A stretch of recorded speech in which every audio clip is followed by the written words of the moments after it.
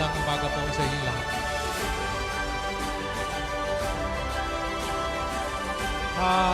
Pinilit ko pong makapunta rito kasi para makita po ang suporta natin. Siya nga pala, Vice Mayor, sorry. Pasensya ka na, hindi ko na anuan. Dala ko po sa inyo dalawang kwento. Yung isa masaya, yung isa malungkot. Uunahin ko po yung masaya. Nung po makuha natin yung settlement ng Marcaper, na sabi nga, $100 milyon, at ngayon nga po naglatag na ng $50 million, kasama po dyan yung programa ko, uunahin ko yung mugpog para linisin yung inyong dito sa inyong bayan. Matagal na pong problema yan. Sa katunayan nga po, tinanggihan na namin ni Mayor yung Sabo Dam kasi meron daw problema dun sa design. With that kind of money, sobra po sana yung pera. Yan po yung masaya. Kasama na yan sa parati kong binabanggit. Unahin nyo yung mugpog kasi yan ang bayan lamang na tinatamaan ng kapag bumabaha po rito sa inyo. Naalala ko po nung kami nasa high school pa, pati itong palengke, binabaha po yan. Hanggang ngayon po yata, bumabaha. Dangan nga lamang po, may pera na sana tayo, nagkameron po ngayon ng problema. Yun po ang hinahanap ko ngayon na napunta ngayon po sa Court of Appeals. Yung pong 25% ng mga abogado na ayaw kong ibigay sa kanila. Hindi po ako pumapayag na matanggap nila. Ang halaga po niyan ay 1,500 milyong piso. 1.5 billion pesos, yan po ang halaga niyan. Paningin ko po, sobra-sobra na nga magamit natin dito yan, dyan sa paglilinis natin. Ang buhat po dyan sa bunganga ng ilog hanggang dun sa loob. At ang katumpasin po niyan ay 600 classroom. Ito po ang naging problema. Kaya po ako natutuwa dito sa inyo sa Mugpog. Ang daming na-accomplish. Ang problema ko po doon sa akin sa Kapitolyo, meron po mga bukal doon na hindi hanggang ngayon, ang bit-bit nila, dala-dala nila, kumukuha ng kompas doon sa mga nakalipas na administration. Apat lamang po ang bukal na katulong ni Vice Governor dito sa atin. Karamihan po ng bukal na yan, alam mo po ang ginawa nila, nakalipas na panahon, nagbigay sila ng resolusyon na wala daw akong karapatan tanggalin yung mga abogado na humihingi ng 25%. Nang makakuha po ang mga abogado yung sedalo ng resolusyon, dahil siyempre hindi po kontrolado ni Vice Governor yan, mas nakakarami sila, yun ang ginamit ng mga abogado papunta sa Court of Appeals na sinasabi, o kita nyo na, walang kapangyarihan si Governor Mel na tanggalin kami rito. Kaya nga po, ang ginawa nila, naglatag sila ng reklamo sa Court of Appeals. At ito pa po ang masakit. Gusto pang i-garnish. Alam po niyo yung garnish, ano? Yung ponto ng probinsya natin, gagarnish, ilalak-in nila. Paano mag-ooperate ang probinsya? Kapag yan po nangyari. Ang pera po ng probinsya sa taon-taon ay 1.2, 1.3 billion pesos lamang. Kulang pa doon sa 1.5 billion pesos na gusto nilang tanganan na. At ang masakit po niyan, yung pera na yan, nasa escrow pa lamang. Escrow pa lamang ng JP Morgan Chase Bank. Wala pa po sa pondo ng Marinduque.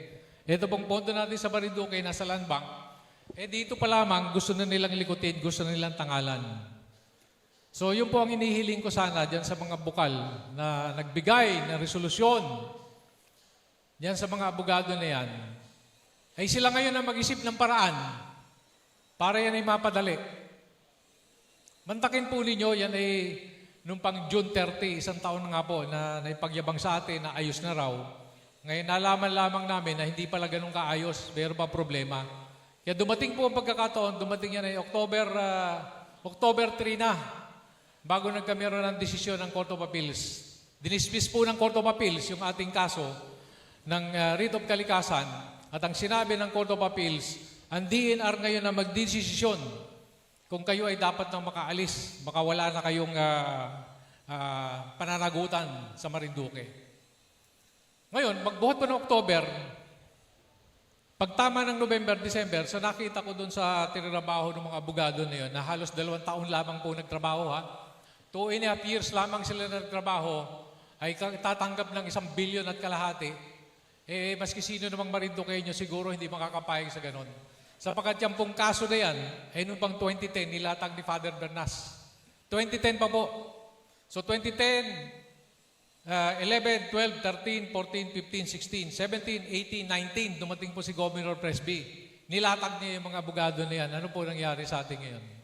Kaya po ang hinihiling ko sana, ako po ay natutuwa rito sa inyo at maraming nagagawa si Mayor. Sa amin po sa Sangguniang, naabala po kami. Nagmamagaling yung mga bukal na wala nang ginawa, kundi pintasan yung ginagawa namin. Kaya hamon ko sa kanila ngayon, nagkataon nga lang po, pati nga po yung ayoko na sanang pagkitin Kaya pala sila'y tahimik, hindi sila umaangal doon sa 25%. Yung po mga namumuno sa MASIC, kasama pala nang yan ay bigyan nila ng 25%, yung mga abogado na yan. Kaya po pala tahimik sila, hindi sila. Ni minsan, tinanong ko si Vice Linon, hindi pa kita narinig na ikaw ay lumalaban o ayaw dyan sa 25%. Ngayon, nakita ko po, nalaman ko, yung pala, sa panahon nila nayari, nagawa yung pag-award ng 25% sa mga abogado. Kaya nakakalungkot po yung tayo namin dito ngayon. Ano po ang iharap namin? Kaya pakiusap ko rin po, dyan sa mga bukal na yan, ang tingnan po nila yung kinabukasan ng Marinduque.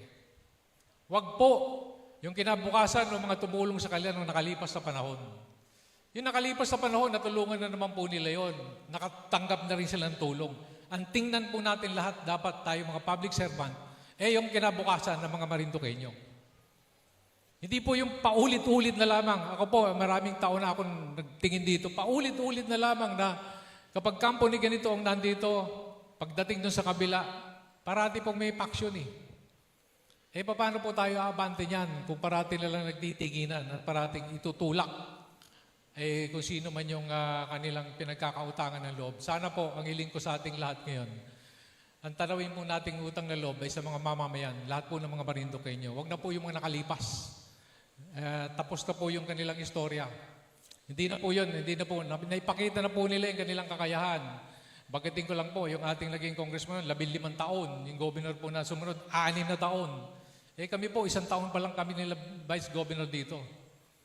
So, sana po, tigilan na nila yung pambabatikos doon at tumulong sila ngayon. Sa kanila ko ngayon ilalatag, meron po kayong bukal dito, taga rito po sa inyo, sa Bugpog, si Bukal 3. Tanungin po niyo siya, ano ay maitutulong niya ngayon dito sa kinalalagyan ng kaso natin sa Court of Appeals. Yun lamang po, magandang umaga po sa inyo lahat. Mabuhay po tayong lahat. Mabuhay ang Bugpog. Thank you po.